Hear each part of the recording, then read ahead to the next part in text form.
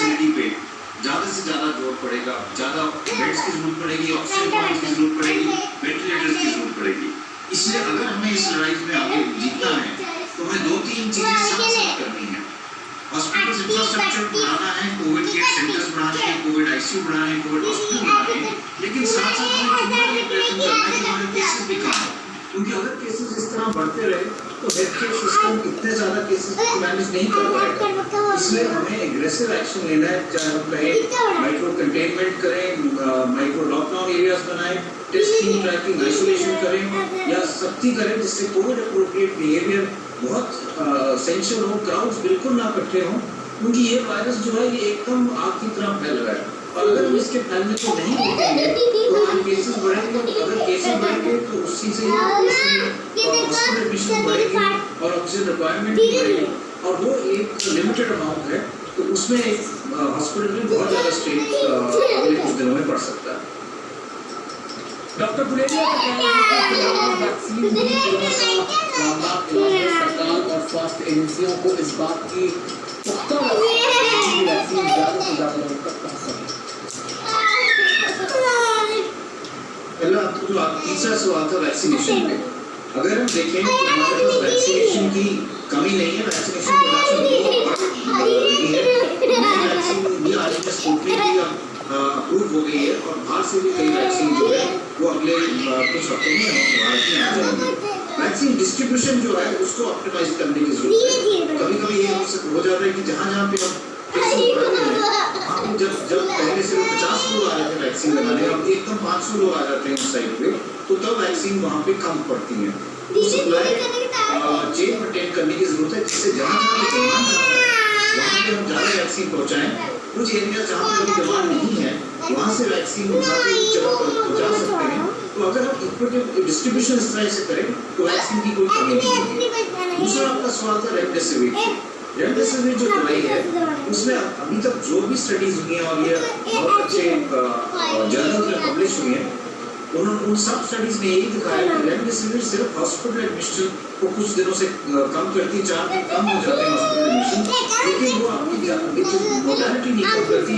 ऐसा कोई great magic bullet नहीं है कि इससे इंसान ठीक हो जाएगा। दूसरी चीजें रेमडेसिविर की जरूरत है कि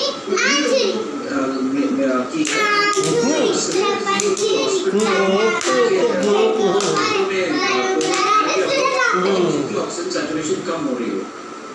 माइल्ड केसेस में रेमडेसिविर देने का कोई फायदा नहीं है, थोड़ा सा भी तो रेमडेसिविर दे सकते हैं।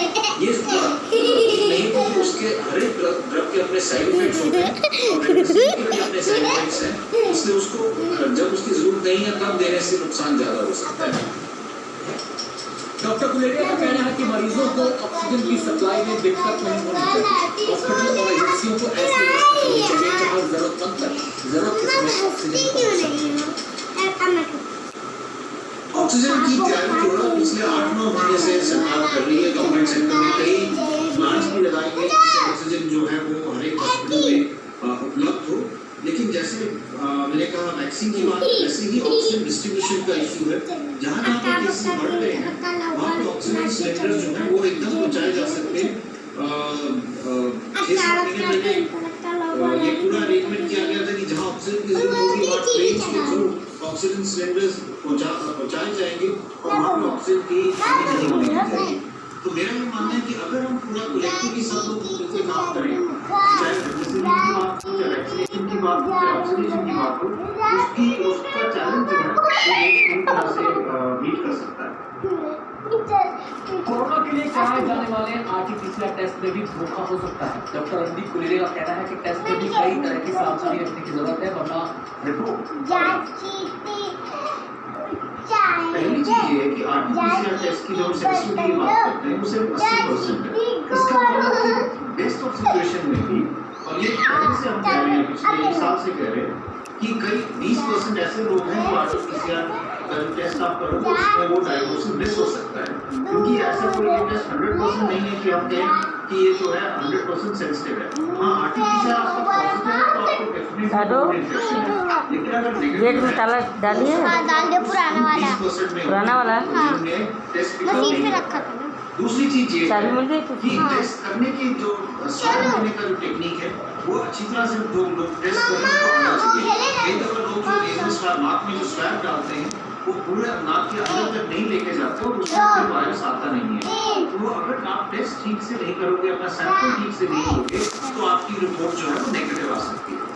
इसीलिए हम ये कहते हैं कि अगर आपके लक्षण जो है वो कोविड जैसे हों, आपकी ब्लड रिपोर्ट जो है वो भी कोविड से टेस्ट करें और एक्सरे और सीटी में भी कोविड जैसी पिक्चर हो, तो हमें ये मान लेना चाहिए कि आपको कोविड आइसोलेट करना चाहिए, उसकी दवाई भी शुरू करनी चाहिए और अपना टेस्ट फिर से कराना चाहिए। क्योंकि अगर आप 2 टेस्ट कराएंगे तो आपका जो है बढ़ जाएगा और हो सकता है कि सेकंड टेस्ट में आप पॉजिटिव आ जाए।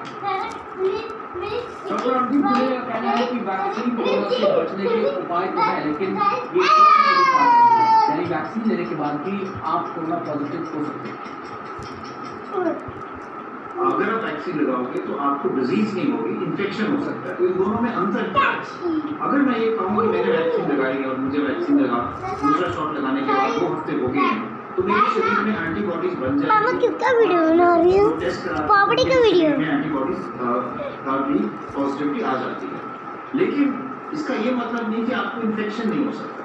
आपको आपके शरीर, आपके नाक और गले में कोविड वायरस फिर भी आ सकता है, वो कुछ टाइम वहाँ पे मल्टीप्लाई भी कर सकता है और आपका जो टेस्ट है वो पॉजिटिव भी हो सकता है।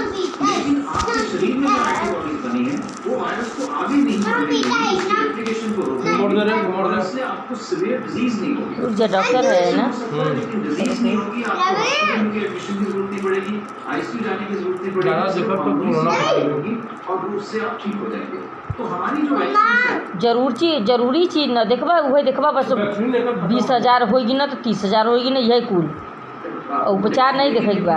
100% प्रोटेक्शन नहीं है, इसलिए हम इसीलिए कहते हैं कि वैक्सीन लगाने के बाद भी मास्क लगाना बहुत जरूरी है। हाँ। क्योंकि वैक्सीन आपको तो माइल्ड डिजीज देगी, लेकिन आप इन्फेक्शियस हैं तो जो वैसे भी दवाई दे सकते हैं जिसको सीवियर इन्फेक्शन हो सकती है, सीवियर डिजीज हो सकती है। इसलिए बहुत जरूरी है कि हम ये समझें कि वैक्सीन जो है नर्स भी लगवा रही है क्या? प्रोटेक्ट करेगी, माइल्ड सिम्प्टोमेटिक इन्फेक्शन से नहीं प्रोटेक्ट तो करेगी। ये सब तो 45 से ऊपर होंगे नहीं, ये तो नीचे ही हैं, सब 30 के नीचे हैं। बुलेरिया का कहना है तो कि वैक्सीन के लिए प्राथमिकता तय करने की जरूरत है। वैक्सीन सबसे पहले उन्हीं को लगे जिन्हें आज पिछली बार कल परसों का तुरंत हमारे दिल्ली में अभी 5,000 बेड खाली है हमसे टीकाकरण करिए हॉस्पिटल में। कि हम लोगों की जान बचाएं। लोगों को सीवियर कोविड होने के चांसेस हैं, जो बुजुर्ग हैं या जिनको आज का कंडीशन माइंड कर कि 5 बेड नहीं बचे हिसाब से मरीज में पड़ेगा। हेल्थ केयर वर्कर्स हैं, जो फ्रंट लाइन वर्कर्स हैं, क्योंकि हम नहीं चाहते कि वो बीमार हो जाए और फिर कोई पेशेंट को देखने के लिए डॉक्टर ही ना अवेलेबल हो। तो इसलिए स्ट्रैटेजी यही बनाई गई थी कि सबसे पहले हम इनको ही करें और ये ग्लोबल स्ट्रैटेजी है।